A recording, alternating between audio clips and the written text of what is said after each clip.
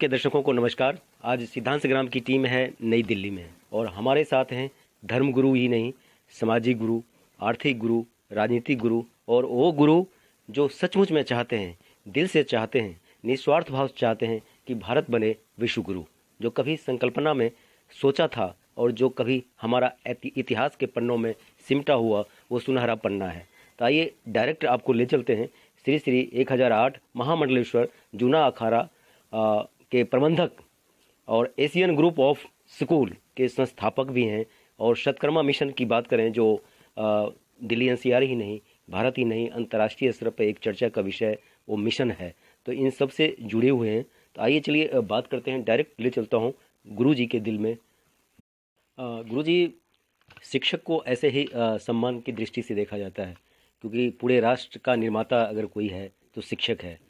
लेकिन शिक्षक से आपकी यात्रा शुरू हुई और महामंडलेश्वर जैसे शब्द, एक गरिमापूर्ण शब्द और भारत की संस्कृति का एक ऐसा शब्द जहां वो बोलना और सानिध्य हर कोई चाहता है। तो थोड़ा सा आप देश को बताएं ये सफ़र कैसे महामंडलेश्वर तक पहुंचा और आगे कहां पड़ाव है। जी, ओम नमो नारायण। मैं सबसे पहले बाबा नहीं, साधु नहीं, संत नहीं, पहले मैं एक शिक्षक हूँ। मेरे सबसे पहले बचपन में मुझे मेरी माता ने आध्यात्मिक क्षेत्र में मेरी प्रेरणा की स्रोत रही है। उसके बाद प्रकृति मेरे गुरु रहे और प्रकृति ने ही समय समय पर मुझे ऐसे लोगों से मिलाया अनायास जो मैं समझ भी नहीं सकता था, लेकिन मेरा तो इंतज़ार हो रहा था।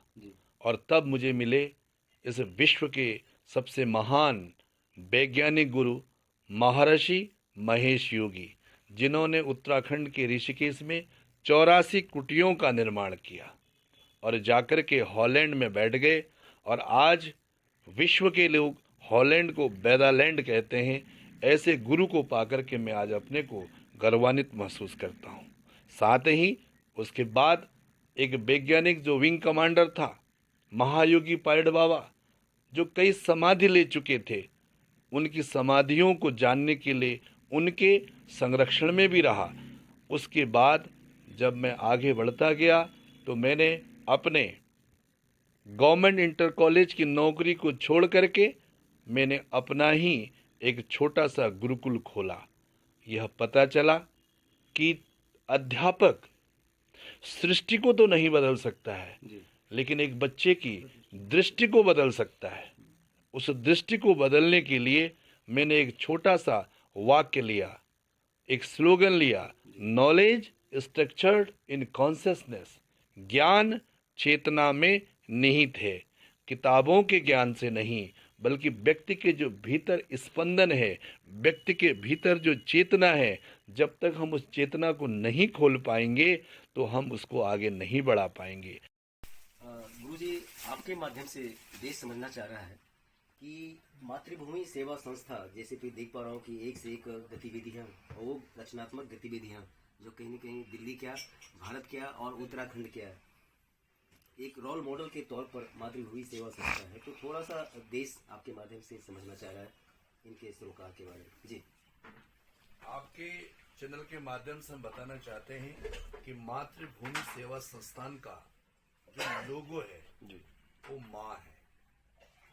हम सब गौरवशाली हैं। इस भारत भूमि में पैदा हुए जिसका सिंबल ही माँ है। यहाँ का कंकड़ कंकड़ शंकर है। यहाँ का हर चंदन का पेड़ भी नंदन और बंधन करता है। और ऐसी मातृभूमि संस्थान में माँ गंगा, भारत माँ, अमेजन कभी माँ नहीं हो सकती, गंगा माँ हो सकती। ऑस्ट्रेलिया कभी माँ नहीं हो सकता, भारत माँ हो सकती। तो भारतीय जो संस्कृति है वो मातृभूमि सेवा संस्थान के अंतर्गत बड़े ढंग से सोच के इसका लोगो भी माँ बनाया गया है, ताकि हम जीवन को सार्थक बनाने के लिए अपना प्रयास कर सके। तो 75वें जो अमृत महोत्सव जो चल रहा है जी, हम इस संस्था के माध्यम से भारत के हर गांव-गांव में जाकर के उन सभी वीर सैनिकों को, गौरव सेनानियों को, शहीद सैनिकों को और उनकी माताओं को, उनकी बहनों को और उनकी जो वीरांगनाएं हैं उन सबको घर जा जा करके इस अमृत महोत्सव में बुला करके हम उनका पूरा सम्मान करेंगे। इस संस्था के माध्यम से गौरवशाली इतिहास को रचने का एक हमें मौका मिला है, भारत माँ की सेवा करने का मौका मिला है।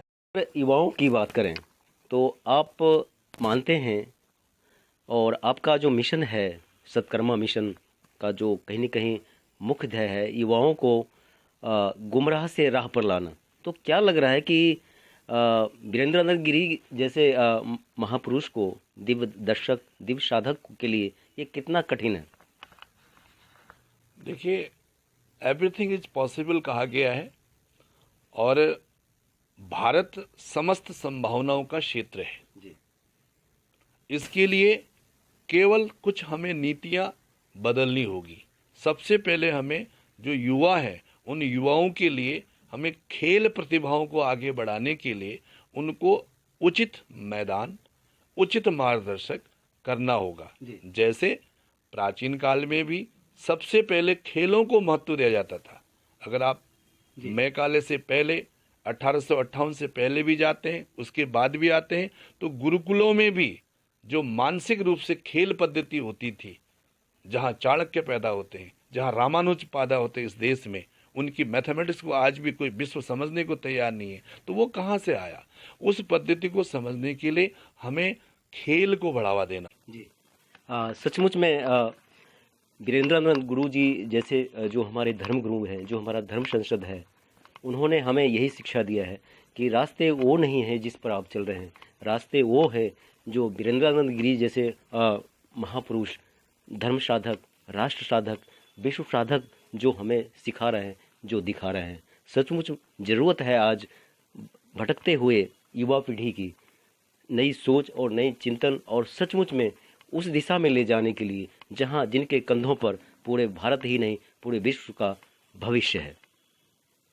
सचमुच में एक टैगलाइन गुरुजी के आशीर्वचनों से, सत्कर्मों से बिल्कुल आ रहा है कि कदम कदम बढ़ाए जा, सत्कर्मा के गीत गाए जा, ये जिंदगी है सत्कर्मा के लिए, सत्कर्मा पर लुटाए जा। सचमुच में आपका जो मिशन है, आपका जो कद है, आपका जो कर्म है और जो कार्यकुशलता है, वो सचमुच में भारत के युवाओं के लिए कहीं न कहीं और ख़ास करके उस मानव सेवियों के लिए एक प्रेरणा स्रोत होगा कि अगर वीरेंद्रनाथ गिरी जी अगर आगे बढ़ रहे हैं, हिमालय के योगी जब इस तरह से निकल पड़ा है खुली सड़क पर अपना सीना ताने, तो हम क्या इसी के लिए आए हैं? आए, जन्म लिए, खाया पिया और चले गए, ये आपका काम नहीं है।